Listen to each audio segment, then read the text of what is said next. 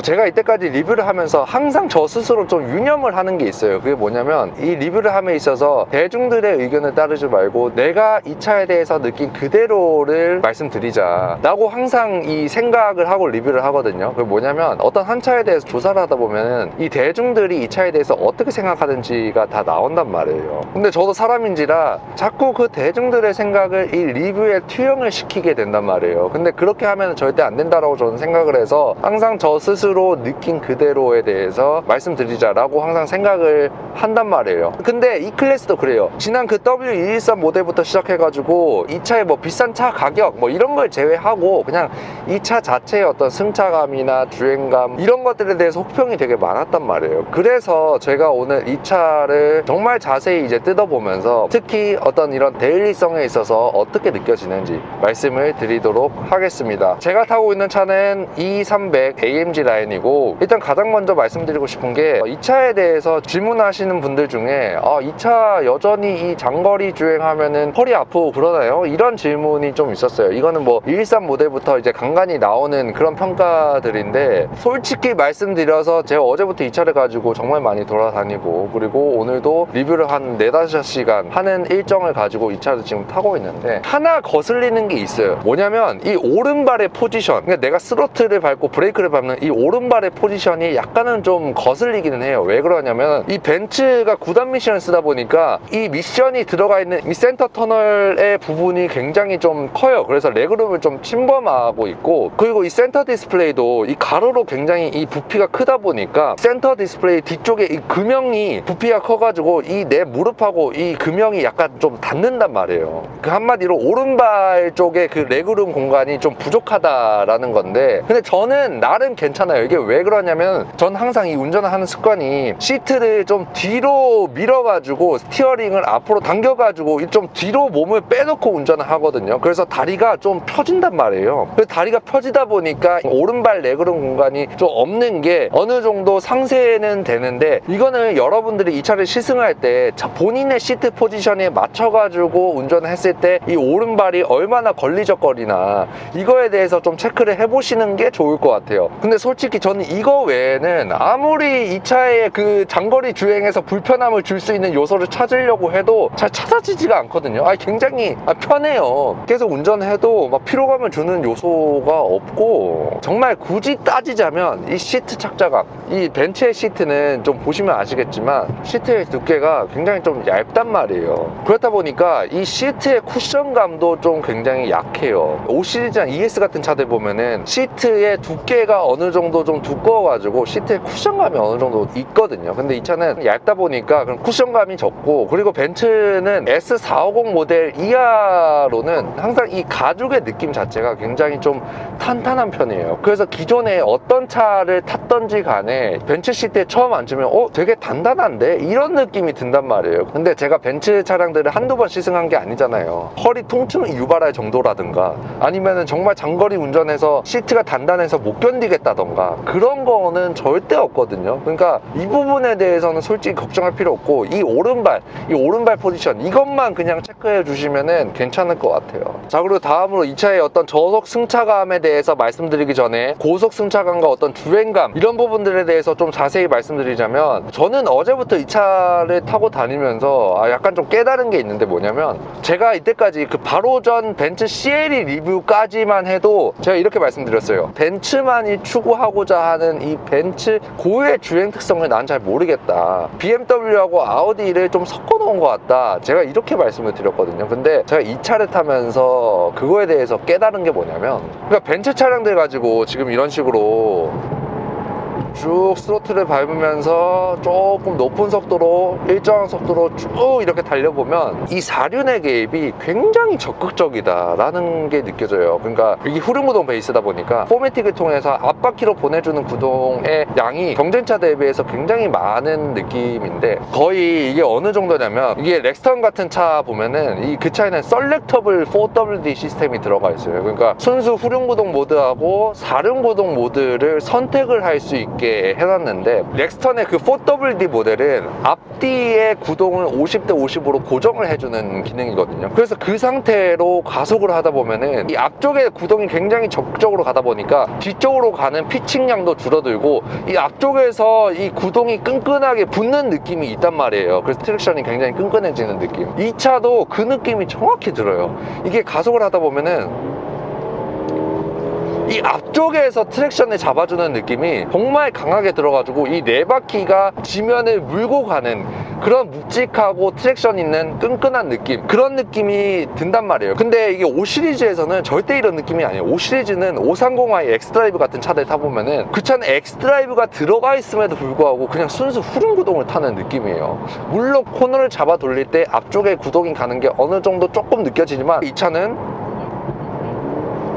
이 앞쪽에서 트랙션을 잡아주는 느낌이 너무 많이 들고, 근데 이게 포매틱이 굉장히 강조된 이 주행 특성이다 보니까 포매틱 모델이 아닌 경우에는 제가 어떨지는 솔직히 잘 모르겠어요. 이런 안정감이 나올지는. 그래서 그거는 나중에 뭐 포매틱이 안 달린 모델을 리뷰를 하면서 좀 말씀을 드리도록 하겠고, 근데 여기서 좀 말씀드리고 싶은 거는 이 차가 그 AMG 라인이라서 그런 거일 수도 있는데, 이런 고속 주행을 쭉 하다 보면은 이런 식으로 위로 떴다가 떨어지는 약간의 그 범핑의 구간이 이 고속도로 중간에서도 어느 정도 느낄 수 있단 말이에요. 근데 예전 벤츠 모델 같은 경우에는 그런 범핑 구간을 굉장히 부드럽게 이런 식으로 처리를 해줬단 말이에요. 그게 벤츠의 어떤 고급스러운 승차감의 어떤 대명사 같은 거였는데, 이 차는 제가 느껴보니까 AMG 라인이라서 그런지 모르겠는데 이게 부드럽게 이런 식으로 출렁대면서 처리한다라기보다는 댐퍼가 단단해가지고 약간 피칭을 더 이상 많이 허용하지가 않아요. 그래서 차가 도로에 쫙 달라붙어가지고 굉장히 스테이블하게 차의 상하 움직임을 유지시켜주는 그런 느낌이 좀 들거든요.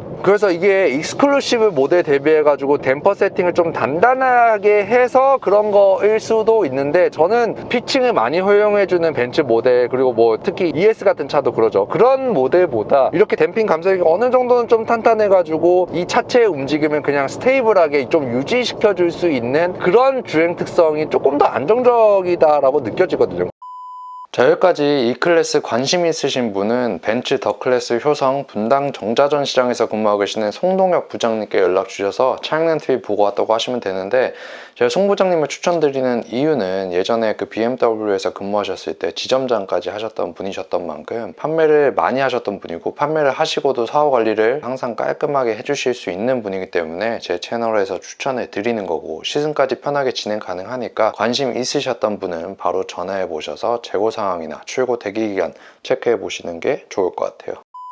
자, 그리고 이 풍절음 체크를 해달라고 말씀을 많이 하셨는데, 지금 아스팔트 바닥을 90km 정도로 달리고 있는데, 여기까지는 풍절음이 굉장히 억제가 잘 돼 있어요. 잘 돼 있고 노면 소음도 잘 억제가 돼 있는데, 100km 이 정도로 주행하다 보면은 100km까지는 괜찮고 110km 올라갔을 때부터 노면 소음이 약간은 좀 노이즈가 나게 들리긴 합니다. 그래서 뭐 솔직히 이중접합 유리가 들어가 있는 모델이기 때문에 풍절음이 크게 떨어진다 이런 느낌은 솔직히 전혀 없어요. 근데 저는 그것보다 좀 짚고 넘어가고 싶은 게, 예전부터 그 벤츠 가솔린 4기통 엔진이 달린 차들의 그 엔진 회전질감이 되게 안 좋다라고 말씀들을 많이 해주셨잖아요. 그래서 그거에 대해서 좀 열심히 집중을 해서 봤는데, 자, 여기서 잠깐 이렇게 가속을 하면서 터보를 터트려 보면은 지금 터보가 터졌잖아요. 근데 예전 모델과 대비해 가지고 이 터보가 터졌을 때 이 엔진 회전질감이 굉장히 부드러워졌어요. 당연히 소리는 많이 나는데, 이거는 RPM이 높아지면 당연히 나는 소리고, 거기서 나오는 어떤 거친 엔진 회전질감이 많이 사라졌다는 거죠. 그래서 저는 이게 왜 그럴까 좀 생각을 했는데, 여러분들도 아시겠지만 이 신형 벤츠에 그 M254 신형 가솔린 4기통 엔진이 적용이 됐잖아요. 근데 뭐 48V 통합 제너레이터가 붙고 뭐 이런 변화점이 있긴 하지만, 저는 그것보다 더 큰 변화점이 뭐라고 생각하냐면 마력을 줄였다는 거예요. 전작의 2350 299마력에서 258마력으로 무려 41마력이 줄어들었기 때문에 이게 굉장히 효과적이었다고 느껴지는 게 뭐냐면, 4기통 터보 엔진들 중에서 특히 한 250마력, 60마력 이상을 내는 차들에서는 대부분 이 엔진 회전질감이 부드러울 수가 없어요. 왜냐? 그 실린더의 이 내부 공간은 2000cc로 좀 한정이 되어 있는데, 그런 엔진에다가 높은 마력을 내주려다 보니까 터보 부스트압을 많이 걸어버리거나 아닌 직분사압을 과도하게 높여가지고 그 출력을 높여주는 거란 말이에요. 그 엔진 자체가 뭐가 바뀌는 게 아니라. 그렇다 보니까 항상 엔진에 부하가 걸리기 때문에 엔진이 그 힘들어하는 그런 진동, 그런 것들이 다 느껴지거든요. 근데 이 차는 지금 250마력대로 낮춰놨고, 그걸 하기 위해서 엔진의 압축비도 변경을 시켰어요. 전작에는 9.8대 1이었는데 이 차는 10.5대 1로 압축비를 더 높여놨단 말이에요. 압축비를 높인다라는 거는 그만큼 터보 부스트압을 좀 빼고 엔진 피스톤의 자연적인 힘으로 차를 가속시켜 주겠다라는 의지를 나타내 주는 거기 때문에, 터보가 터졌을 때 이 엔진 필링 자체는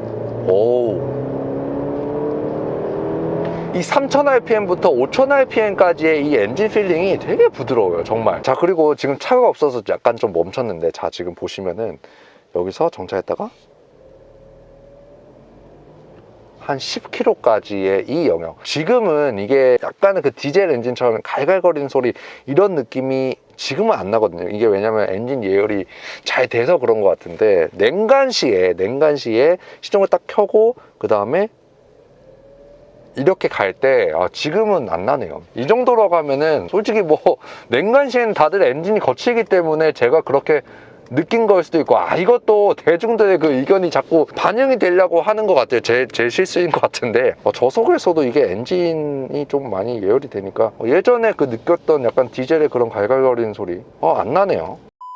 자, 그리고 다음으로는 이제 저속 승차감에 대해서 체크해 보려고 제가 항상 승차감 테스트하는 이 구간으로 왔는데, 뭐 계속 느끼는 건데, AMG 라인이라서 그런지도 모르겠는데 댐퍼 감쇄력이 무작정 이게 풀어놓은 편은 아니에요. 되게 어느 정도 탄탄하게 조여놓은 느낌이 굉장히 강한데, 이게 어떤 느낌이냐면, 진동이 들어오는 세기 자체는 볼보 차들이랑 굉장히 유사한데, 특히 S60이나 폴스타 모델들하고도 약간은 좀 유사해요. 그 진동이 들어오는 세기 자체가 어느 정도 노면을 이렇게 읽고 간다는 느낌, 이런 게 좀 있는데, 프리미엄 브랜드 중에서 댐핑 감쇄를 이렇게 조여놓는 경우에는 어떤 걸 같이 신경 쓰냐면, 이 하체 경량화에 굉장히 많은 신경을 써요. 하체 경량화라 하면 알루미늄 합금 소재를 굉장히 많이 적용을 한다라는 거죠. 왜냐, 하체가 가벼워버리면 그만큼 진동의 관성 수치도 적어지면서 진동이 한번 올라와도 한번 탕 튀고 그 다음 빨리 사라지기 때문이죠. 이 느낌은 정말 좋습니다. 그리고 이 방지턱 지금 57kg로 넘어보면 이 방지턱은 항상, 벤츠는 이게 독일 브랜드인데 이 한국의 방지턱이 어떤지를 정확히 알고 차를 만드는 브랜드인 것 같아요. 이 방지턱 승차감이 차 탈 때마다 느끼는 건데 정말 좋거든요. 이 항상 벤츠 차량들을 왜 그러냐면, 프론트 스프링을 보면은 경륜차인 뭐 5 시리즈나 뭐 A6 이런 차들과 비교해가지고 스프링의 건선량도 많이 말아놓고, 스프링을 말아놓은 지름, 이것도 더 크게 말아놨어요. 그러니까 스프링 건선량을 많이 하고 스프링 지름을 크게 말아놓으면은 스프링이 더 잘 수축을 하고 더 잘 팽창을 합니다. 그래서 이런 방지턱을 넘을 때의 느낌이 굉장히 스무스해요. 계단을 올라갔다 내려오는 그런 느낌이 없어요. A6 같은 차 승차감 굉장히 좋은데 이 방지턱에서는 조금 약한 모습을 보여준단 말이에요. 근데 5 시리즈도 방지턱이 굉장히 부드럽게 넘어가지만, 이 벤츠 E클래스 이 차량은 그런 이 구조적인 요소들 때문에 오는 이 스프링만 봐도 이 방지턱에서 얼마나 부드럽게 넘을 수 있는지가 딱 나와요. 이런 식으로. 그리고 방지턱을 넘는 것도 좋은데, 자, 이런 식으로 좀 빠르게 한 60km 이렇게 넘어. 뒤에서 이 받아주는 느낌. 타이어하고 노면 사이에 공기층이 있다라고 표현을 하는데, 충격이 정말 부드럽고 고급스럽게 먹어주는 느낌이 정말 좋습니다. 이게 모든 프리미엄 브랜드들이 뭐 이렇긴 하지만, 특히 이 하드 포인트 자체는 벤츠만이 이렇게 세팅을 하는데, 하드 포인트의 높이는 낮지만 범위 자체를 넓게 잡는단 말이에요. 그리고 그 소재도 아까 말씀드렸다시피 알루미늄 합금과 고무 소재를 섞어놨기 때문에 그 현가 상 질량에서 오는 그 무게를 깔끔하게 컨트롤을 한단 말이에요. 그렇기 때문에 떨어질 때 오는 충격을 부드럽고 고급스럽게 먹어줄 수 있다는 거죠. 자, 그리고 짧게 이런 와인딩 로드, 이런 좀 차의 스포츠성을 체크할 수 있는 와인딩 로드를 돌아보면,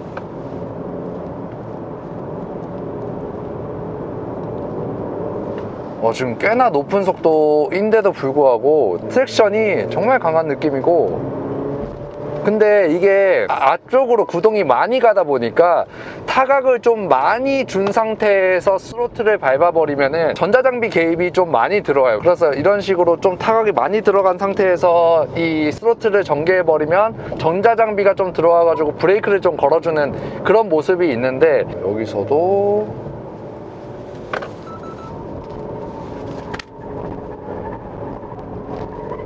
이게 사륜구동을 통해 가지고 이 횡재를 버텨주는 느낌이 굉장히 강하네요.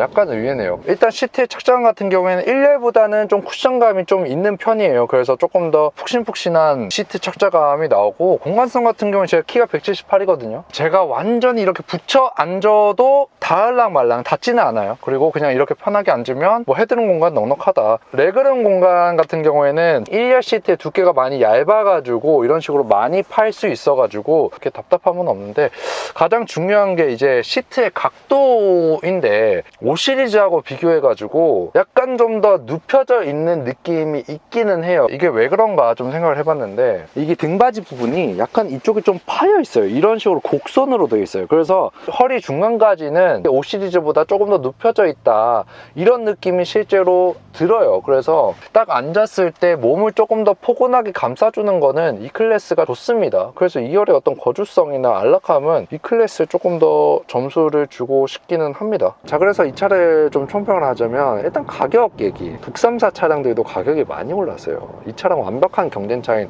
530i 엑스드라이브가 8천만 원 후반대거든요. 1천만 원 정도 차이가 나는데, 그렇다 보니까 차의 가격이 9천만 원 후반대라는 사실만 보고 욕을 할 게 아니고, 벤츠가 5 시리즈 대비해가지고 1천만 원의 가치가 있는가 없는가, 이걸 보고 1천만 원의 가치가 없다라고 하면 그때 욕을 하셔야 되는 거예요. 근데 제가 봤을 때는 원래 벤츠가 BMW나 아우디 대비해서 가격이 높긴 했거든요. 그래서 1천만 원이라고 하면 그중 반은 이 삼각별값, 브랜드 값이 맞는 것 같아요. 그리고 나서 이제 나머지 500만 원 같은 경우에 여러분들이 잘 판단을 하셔야 되는데, 시리즈나 E클래스나 세세한 차이는 있어요. 시트 착자감이라든지 고속주행 안정감, 승차감, 이런 거 세세한 차이가 있지만, 두 차 중에 어떤 차를 사시더라도 절대 뭐 후회할 일은 솔직히 없어요. 자, 이상으로 E클래스 리뷰 마치도록 하겠고, 시청해주셔서 감사합니다.